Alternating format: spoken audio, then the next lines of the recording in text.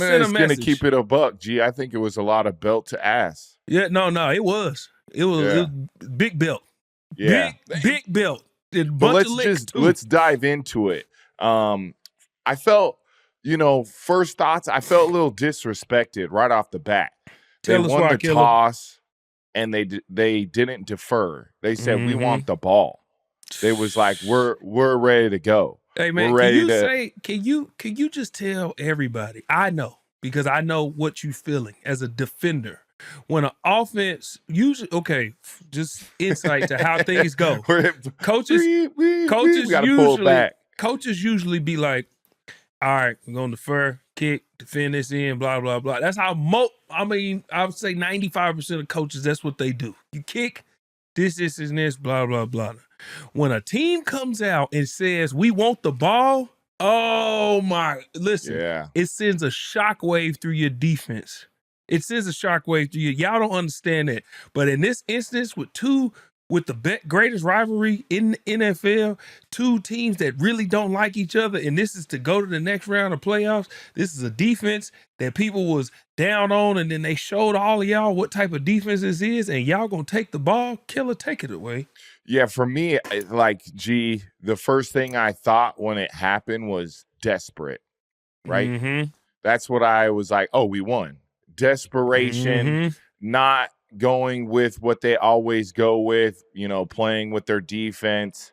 That's what they're built on there. They were like, we got to switch it up. We're 0-4, desperation. That's what it came off as to me, being on the sideline. I was like, oh, man, this is disrespectful. Taking the ball first, we were all kind of pissed off about that. That to me was like a huge, alarm bell for me, because I feel like that wasn't what they do, but that's what they did. Had a big stop early. Didn't go 3 and out like we wanted to, but had a good play. Russell Wilson almost escaped. I think we had like a 2-man going on, so was able to get out, and I was able to get him down to then flip the ball, and then the offense marched the ball and put 7 on the board quick. The awesome thing that I loved about this game is the Steelers defense. They were like, we want to get Lamar to run the ball. We want to see if he can last a football game running the ball and throwing the ball. Let's see if we could take Derrick Henry out. And boy, oh boy, was that a tough thing to do, right? You got him. Oh, my God. And I say that because you got him in rhythm, right? You got him in rhythm. Jeez. It was, because Derrick's been eating off the zone read, and that was the game plan. Okay, let's take away Derrick and let's let Lamar get tired. But I feel like it got him into the game comfortably. It got him going, got him some good runs, had a good pull, a one-on-one tackle versus Minka in the open field. He made it. That was a tough play by Minka. I was impressed that he got all the way down there. Very, very close to getting him before he got the first down. That would have been a hell of a play. But he got the first down. That was just a momentum booster for Lamar. And then he was poised in the pocket.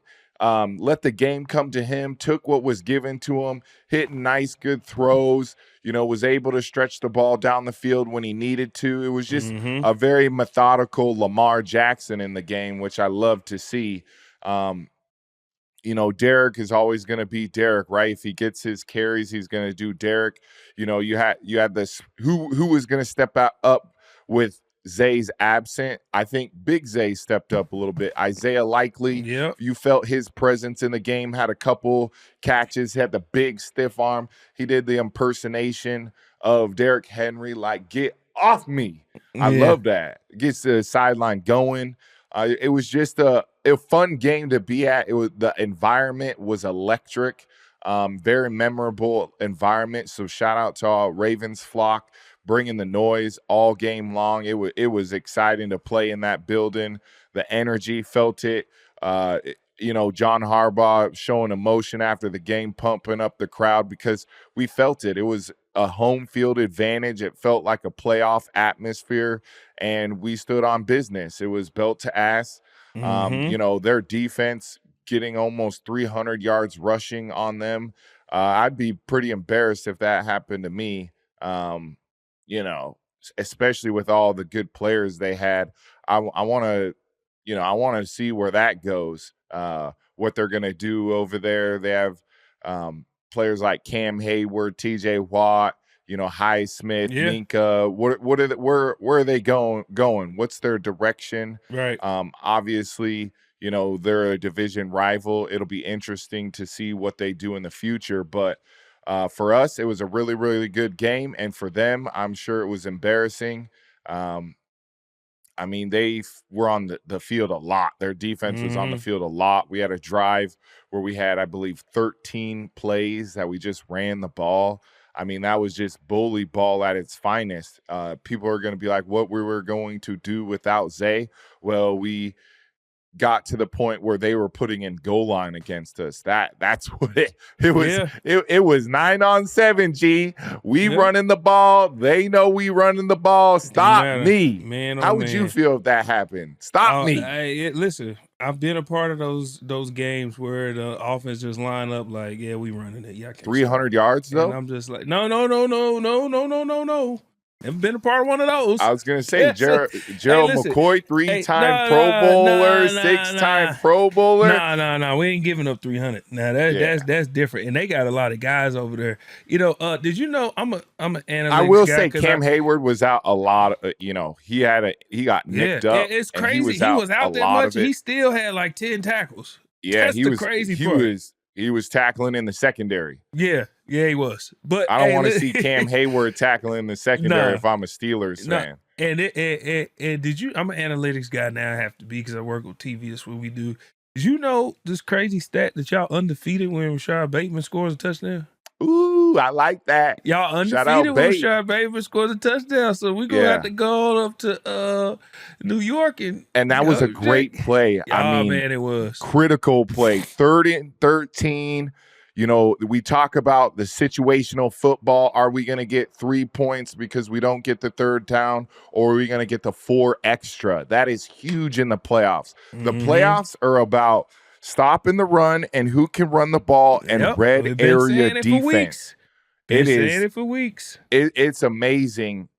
Like when you watched all the games in the wild card, who was successful in the red area and who wasn't, and just the scores that happened. Washington, they had chances and you thought the Bucks were going to get out. And then, we'll get into that game a little bit more, but it was just the red area defense and offense, the execution, the play calls.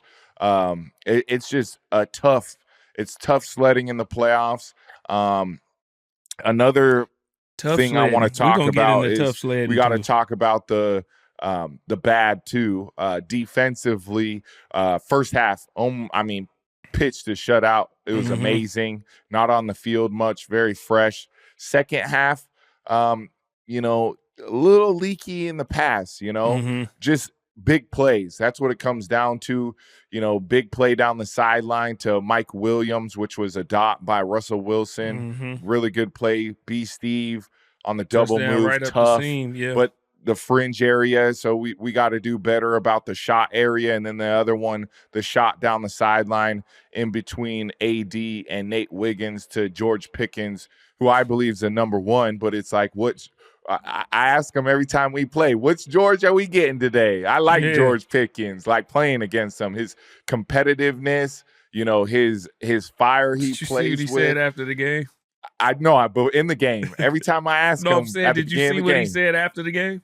Yeah. Of course, that's George right there. What George are we gonna get? And he's authentic. He's authentic. For those who didn't see it, what I'm talking about, what I'm referring to is a reporter asked him about the offense and what they were trying to get better in and optimism, and he was like, yeah. Seeing improvement from where we were to where we are now. The reporter said, so does that make you optimistic about the future? He was like, nah. Hey, he needs to get in the Anthony Richardson conversation. We got to lie a little bit, bro. We got to lie. I tell you what, Maya Stokes, Melissa Fitzpatrick, and Minka Fitzpatrick Sr. On behalf of Derrick Henry and his family, Oof. I like to apologize to you guys. You having to watch your loved one go through that. Derrick Henry needs to be on the wanted list. America's Most Sure. Wanted for committing murder over and over and over again.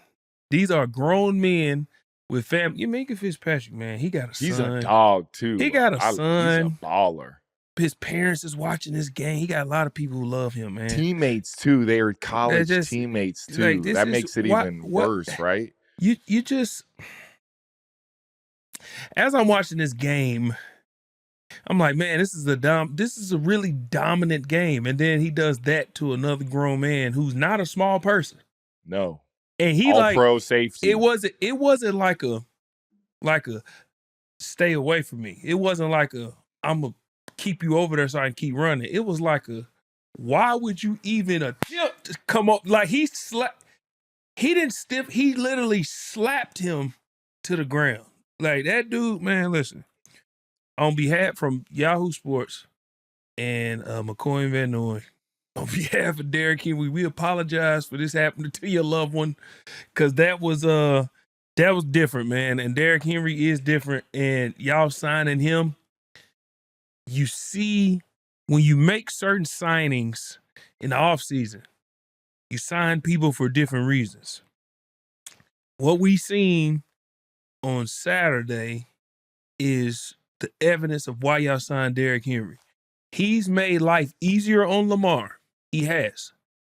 But what he did to the Pittsburgh Steelers, this is not your average defense. These are not your average players over there. These are very elite players. Hall of Fame worthy players on that defense. Prideful players. Prideful players. This is a rivalry. And what he just did to them is why you signed Derrick Henry. That's what playoff football is. And that's not only that, that's what he brings to this team. You don't want to have to deal with that this late in the season.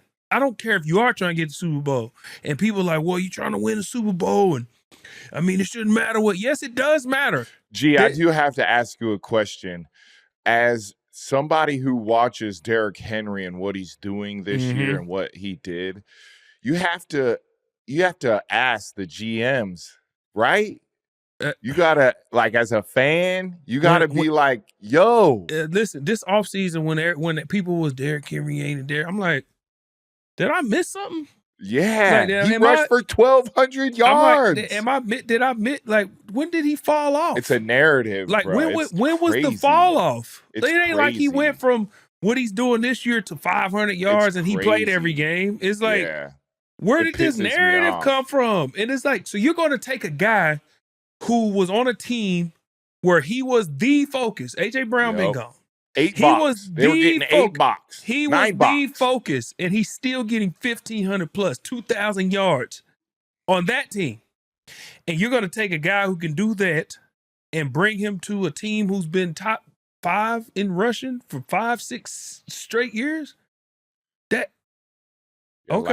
Last year he had 280 carries and a little over, almost 1,200 yards and how many touchdowns? And people said he wasn't the same? Yeah, he had a 69-yard run in there. That should let you know. The level he's been at. A person can get 1,100 yards and you say he's not the same. Yeah, that's stupid. I guess. But anyway, man, listen. How I feel about what y'all did, y'all sent a message to the rest of the league. Forget the AFC. Y'all sent a message to the rest of the league. Hey, listen, this was not just a home game. This was not just any old playoff game. This was not just a rivalry. This was a message that we're sending to whether somebody was to come to Baltimore, whether we got to travel. Just understand we're on a mission.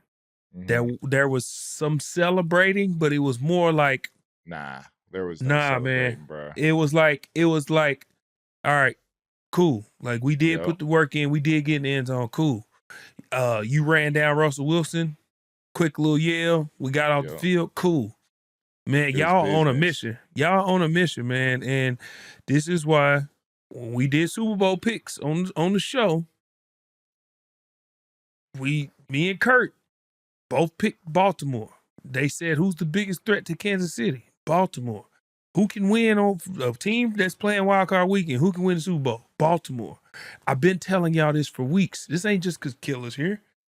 I've been telling y'all for weeks, probably 2 months. This is the best team in football. And when they get going, everybody will see. All right. Okay. And that's just the beginning. That's just the beginning. They gonna put the evidence of the consistency of everybody on the team. Killer told y'all weeks ago, we're gonna figure this thing out on defense. Yep. Y'all would go play a great game and you would say, we're not satisfied. It's too much we left out there. There were so many mistakes that we need to get fixed. And that's been y'all's mindset the whole time. Y'all went on a bye week and Lamar's interview was, man, I don't even really want to go on a bye week. I just need this to hurry up so we get back to playing. We need to fix things. Yeah. And you talked about the work ethic of everybody in the building. It looks great. It looks great. There's a lot more work to be done, but you can tell the energy. Yeah, we definitely have an energy. We're definitely not satisfied. We have a big game coming up that we'll talk about it more.